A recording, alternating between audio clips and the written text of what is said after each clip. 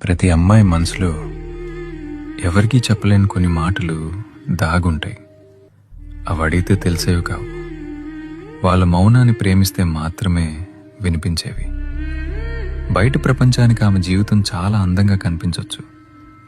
అన్నీ ఉన్నాయి కదా, ఇంకేం కావాలి అని లోకం అనుకుంటుంది.